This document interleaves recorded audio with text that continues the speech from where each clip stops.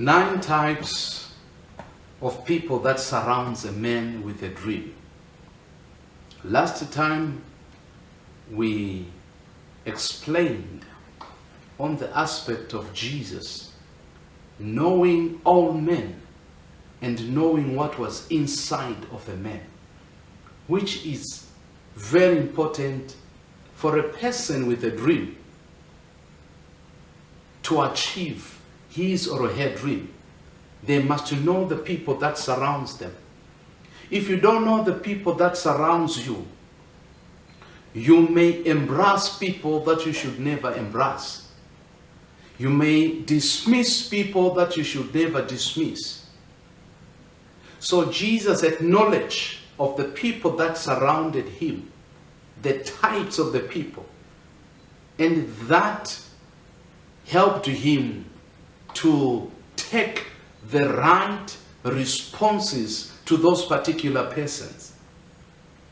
So in our last teaching, we talked about the first person, the first type of people that surrounds a man with a dream, the transporters. These are the people that are appointed by God to change your location. Why is it important to change location? Physical location. We saw it in the last presentation that Abraham, for him to become a father of nations, he had to change location from Haran to Canaan. His son Isaac, for him to plant and harvest in famine, he had to change location from Canaan to Gerar. His son Jacob, for the blessing that was inside to manifest as blessings outside, he had to change location from Canaan to Pandanaram. His son Joseph, for the dream that was inside of him to be realized outside, he had to change location from Canaan to Egypt. For Jesus to perform mighty signs, wonders, and miracles, he had to change location from Nazareth to other cities, to other towns, to other places. For the Bible showed us that when he was in Nazareth, he could not do mighty works. Why? He was limited by location. There is power in the location where you are. So these transporters, they are appointed by God to make sure that you change location. They may do it by force. They may do it through hate. They may do it through love. Whatever the manner they do it, but it is important for you to change location. Now, number 2 type of people that we are going to look today. These are the confirmers. From the word confirm. These people, they are appointed by God to remove doubt of what you already have or what you have already planned to do, of what you have dreamed to achieve in your life. These are the people who are granted grace by God to approve something that is inside of you. These are people granted grace by God to substantiate what you already have. Why are these confirmers important in the life of a dreamer? Generally, by nature, men, they don't have the confidence, full confidence, to do something which is not confirmed. Even in my culture, if a young man wants to marry, you can't just bring your wife in the village. The first thing you need to do is to bring your intended wife to the aunts, to your parents, so that you get approval, you get confirmation that indeed this person is a wife material. Then you can bring her in the village through marriage. You have to get this confirmation from the confirmers. Even if a person wants to buy a car, most of the people, they don't just go and buy a car, a vehicle. They seek confirmation from friends. Can you tell me, how does a Ford Ranger perform? Can you tell me about it? They can go to their mechanic. If the vehicle is a second-hand, a used vehicle, they allow their mechanic to have a thorough inspection of that vehicle before they purchase. They need confirmation for them to have full confidence to do what they want to do. Even if a young man is called by God to the ministry, most of them, they don't just rush to do the work of the ministry unless and until their calling is confirmed by a man of God who has been in the ministry for a long time. They need confirmation. You may attend a service. Then the prophet says to you, young man, I can see that you are going to be a mighty man of God. It's not the first time that you are hearing this. You have had this from God direct. The man of God is just coming with confirmation of what you already have.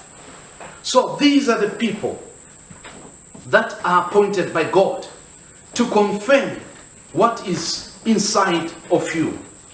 Let us go to the book of Galatians, chapter number 2.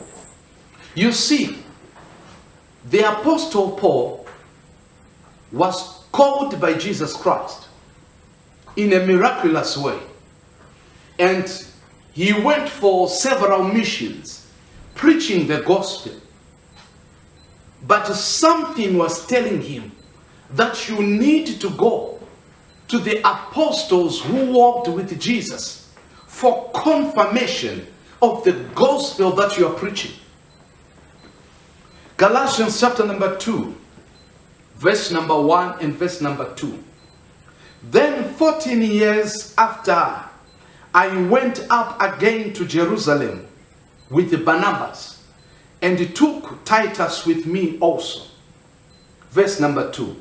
And I went up by revelation, and communicated unto them that gospel which I preach among the Gentiles, but privately to them which were of reputation, lest by any means I should run or had run in vain. The Apostle Paul had to go to see Apostle Peter and others for the confirmation of the gospel that he was preaching. Though at one time he says, I know of a man, whether in body or outside of the body, I don't know. But this man was taken unto the paradise, was taken to the 30 heavens, and he received things that he cannot say at this juncture. He was referring to himself. Paul had the grace to go to the dwelling place of God in the 30 heavens. But after all these journeys to the 30 heavens, he needed confirmation from men of the gospel that he was preaching. So if you are a man with a dream, if you are a man with a vision, you need someone who just come and confirm what is inside of you.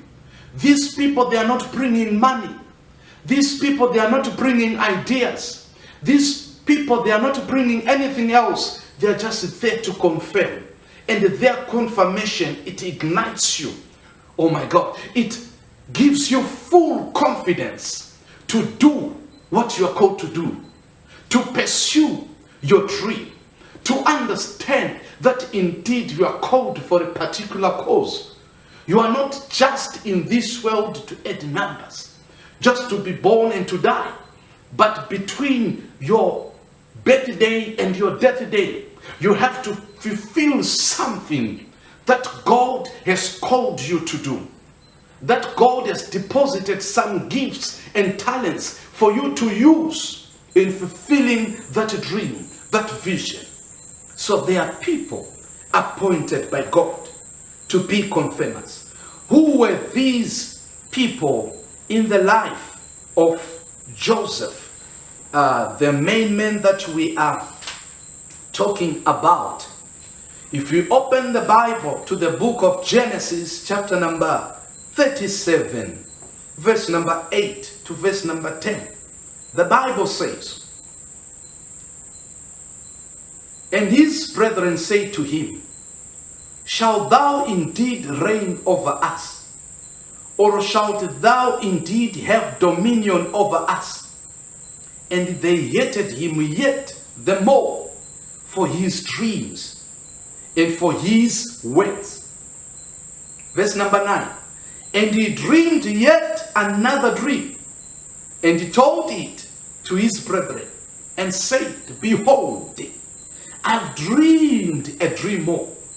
And behold, the sun and the moon and the 11 stars made obeisance to me." Verse number 10. "And he told it to his father and to his brethren, and his father rebuked him and said unto him, What is this dream that thou hast dreamed? Shall I and thy mother and thy brethren indeed come to bow down ourselves to thee, to the earth?" You see, the brothers of Joseph, they are confirming his dream. He explained what he had seen in the dream. And they confirmed that indeed they were going to bow down to him, though they did not say it in a straight language. They pondered it in a question. Said, "Are you saying that we are going to bow down to you?" Whatever, but they confirmed the dream of Joseph. His father as well, he confirmed the dream. That, "Are you saying that myself and your mother and your brothers, we are going to bow down to you, even upon the earth?" They confirmed the dream. They confirmed the dream. So, what are the possible people that God can use to confirm your dream, to confirm your calling, to confirm, to be a confirmer in your life? Number one, the people who hate you, they can confirm what is inside of you, even through mockery, but they are confirming. Remember what they did to Jesus. They put, a crown of thorns upon his head. And they said, "Hail, the King of the Jews." Even though it was mockery, but they were confirming that indeed this man is a king of the Jews. So they can do that in the language of mockery, but they will be actually confirming what is inside of you. Even the people who love you, they can still confirm it. We can see that in the life of Joseph. The Bible shows us that his father loved him and gave him a coat of many colors. And his father also confirmed what was inside of Joseph. So these are the people, the confirmers. Number one, the transporters. Number two, the confirmers. Number three, they are the identity pointers. Identity pointers are the people that are appointed by God in your life to help you discover yourself. If there is a major crisis in the life of a person, is when you don't know who you are. If you don't know who you are, people will do all sorts of things to you because you don't know your identity. You don't know who you are. You don't know your purpose upon this earth. If you don't know who you are, if you don't know where you are going, any man with his journey can take you for his own journey, because you are suffering from identity crisis. We are in a world where people, some of the Christians, they don't know whether they are Christians under the Old Testament or Christians under the New Testament. They don't know whether they are Christians under the law or Christians under grace. They don't know whether they are Christians under the covenant which was mediated by Moses, or they are Christians under the covenant mediated by Jesus Christ. They don't know. Some, they don't know whether they are married or not. When they are given some form to fill, they say they are single. But if you follow them, their lifestyles, they live like married men. They don't know who they are. Whether the person is a male or a female, most of them, they don't know who they are. They are suffering from identity crisis. So, because many people, they take time to discover who they are, God has appointed a special kind of people that helps you to discover the treasure that is inside of you. They are people appointed by God to help you discover who you are. I'm not sure. I just heard this story. I'm not sure whether it's true or false, but the thrust of the story, it helps us to understand the identity pointers. They say that there was a man of God. This man of God was not operating in the ministry of performing signs, wonders, and miracles. So he called for a crusade, and he put banners all over the city. And upon the banners, he called for the blind, the lame, the deaf, the dumb to come and receive their miracles. Now, this man of God, when he called all these people to come, he was having full trust that his guest preacher he had invited is going to minister these healings and miracles to the people. So it happened on the day of the crusade.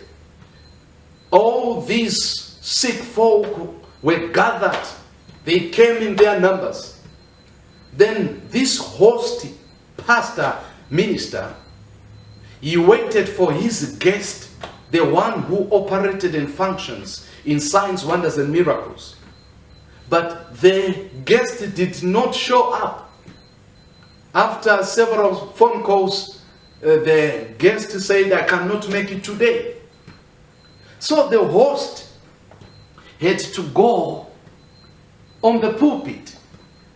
And the people who told me this story, they said when he got to the pulpit, he said, "Tonight is tonight."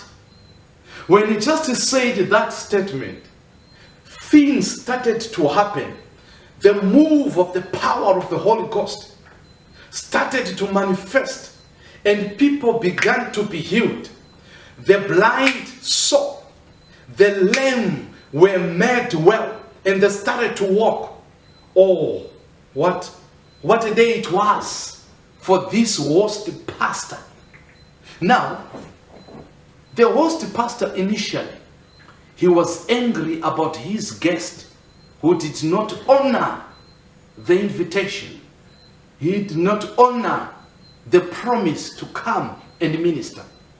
But this particular guest was appointed by God to be an identity pointer to the host minister, to help him discover the power of God, the gift of God that was inside of him. And they say that from that day, this host minister started to function fully in the ministry of signs, wonders, miracles, healings, testimonies of faith, etc. They are people appointed by God to help you discover who you are. Another story. They said that there were two cousin brothers. One was a football player, one was a tennis player. So this football player invited his cousin brother, tennis player, for the match they were going to play in another village. So when they departed from their village, all the players of this village, they got aboard two pickup vehicles. So the first vehicle was carrying this cousin brother, the soccer player, and his cousin brother, the tennis ball player. And they proceeded to another village for the football match. The other vehicle with other players, they said it had a tire puncture, so they were delayed and they had to mend the tire. Now, this first vehicle with the cousin brothers arrived to the football pitch, and the referee of the day said, I can't wait for the other vehicle to come with the other players.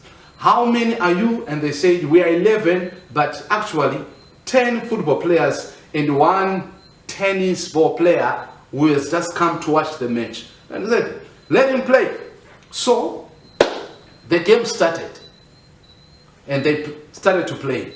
The other players, they mended the time, they followed, and they saw the match that it was already 30 minutes into the first half. And they asked it for the score line. What is the score line? Their team was leading by 3-0. Who is the goal scorer? The tennis ball player. Oh, so these people, when they invited the tennis ball player to play football, they did not want to make a shame out of him, but they were actually appointed to help him discover another talent that he had. And they say that this guy became a chief striker for not only in the village, but for the capital city. And he played for the national team, and right now this football player is doing coaching in the US. There are people that are appointed by God to help you discover who you are. There are certain people that may cause you to suffer so much pain in your life. And you may think that these people, they are devils. Indeed they are. But God uses those evil people for his own glory. God uses Judas for his own glory. So God uses those people who hate you. Whatever evil they are doing to you, it is meant for you to discover something that is inside of you. Praise the name of the living God. Daniel never knew that he was immune to lions until he was casted by enemies into the den of lions. Shadrach, Meshach, and Abednego never knew that they were immune to fire until they were casted into the lake of fire. Hannah thought she will never bear children until Peninnah laughed at her. Gideon never knew that he was a mighty man of valor until the angel of God came to him and addressed him and said, "Hail, mighty man of valor." So, there are people who will expose you to painful conditions. But these painful conditions, they are just meant to help you discover what is inside of you. They're just meant to help you discover what God has deposited in you. You know, every man, before you were born, God knew you. Before you were formed in your mother's womb. And God deposited inside of your spirit different kinds of gifts and talents. Some of us, it's just because we are not yet exposed to some certain things. That's why we think we cannot do them. But we have a lot inside of us. So God has appointed people that helps us to discover the things that we have in our lives. Now, the two prisoners that were with Joseph in the prison, one day their faces were downcasted. And Joseph asked, "What's the problem?" And they said, "We had dreams." And Joseph said, "Please share with me your dreams, and the Lord will interpret for you." Let us get to the story. Genesis chapter number 40, verse number 8. And they said unto him, "We have dreamed a dream, and there is no interpreter of it." And Joseph said unto them, Do not interpretations belong to God? Tell me them, I pray you. And they narrated their dreams. The chief butler narrated the dreams to Joseph and his other friend. And Genesis chapter number 40, verse number 20. And it came to pass the third day, which was Pharaoh's birthday, that he made a feast unto all his servants. And he lifted up the head of the chief butler and of the chief baker among his servants. And he restored the chief butler unto his butlership again. And he gave the cup unto Pharaoh's hand. But he hanged the chief baker as Joseph had interpreted to them. So these people, they are just coming into the life of Joseph to help him discover that he had a gift of interpreting dreams. And this is the same gift that made it possible for him to realize his own personal dream. Because later, after about 2 years, Pharaoh had a dream. All the magicians in Egypt could not interpret it. And the butler remembered that there is a man who interpreted our dreams whilst we were in prison. And he recommended the name of Joseph to the king, Pharaoh. And Pharaoh invited him, and Joseph came. He had the full confidence because he understood that God is operating with me in this particular gifting. So he interpreted the dreams of Pharaoh. And you know the story. After that, he was appointed the governor. After that, 7 years of plenty. After that, 7 years of famine. And during those years, what he saw in his dream, when he was aged 17, it was manifested when his brothers came and they bowed down to him. And later on his father came and he also bowed down to him. So there are people that are appointed by God to help you discover who you are. I know of testimonies of young brothers who went to the city to live with their elder brothers. And the wife of the elder brother was not treating well this young brother. And because of that treatment, it helped the young brother to discover certain things that was inside of him, survival strategies. And this young brother went on to become greater than the elder brother. So this elder brother's wife was just appointed by God to help you discover yourself. Brothers and sisters, 1, transporters, 2, confirmers, 3, identity pointers. May God open your eyes that you see these people as they surround you in your life, so that you don't pray these prayers of killing all your witches or enemies. Because some of these people, those who hate you, they have an important role to play for the realization of your dream. God uses all these kinds of people. May God bless you and keep you. May the Lord make his face shine upon you and be gracious unto you. May the Lord lift up his countenance upon you and grant you peace in Jesus' name.